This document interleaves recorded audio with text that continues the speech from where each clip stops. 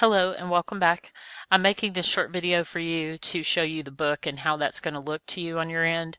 We're actually in week 2, August 20th through 26th, and all you had to do was click on the weekly folder for the week. You're going to see read chapter 1 pre-writing, taking notes on the chapter, and bring to class or bring a printed copy of the book. That's really important. So there's very little time to get the book, so make sure that you get it as soon as possible. And if you're not going to purchase the printed copy, you really need to take great notes on the electronic version. So you can see this week we're going to do pre-writing discussion activities and a classroom essay, which is really something for me, not you. You will have to write a certain way. I'll give you a set of directions and the topics that you can choose from. And it'll kind of let me know where you're at on some different in some different areas, so I know where to start with the class. So right here is where you will find the actual chapter. And this can be tricky, so I want to go through it with you. It tells you that you click and find the chapter 1 pre-writing on the list, and you can click the gray icon. So I want to show you that visually for those visual learners and let you know. Let's see here. Okay, it's popped up over here. I'm sorry. Here it goes. Okay, so you see it looks kind of funny to you when you come in through here. That's why I wanted to show you. This is the objectives that tells you what the objectives are for the chapter, and so you're welcome to read those. It's good to know that going into it.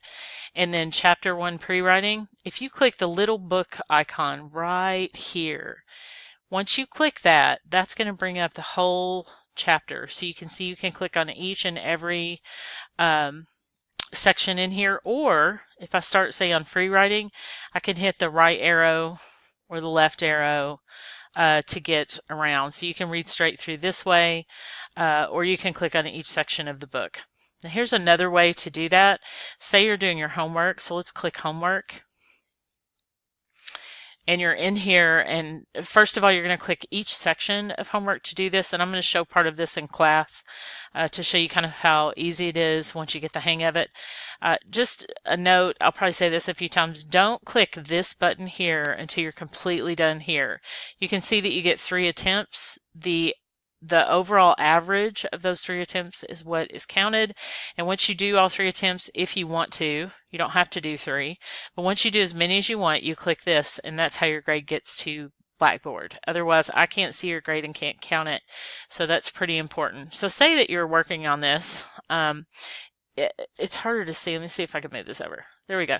So here's the full book. If you click the full book, it's going to pop up right beside this. So you can actually do this side by side.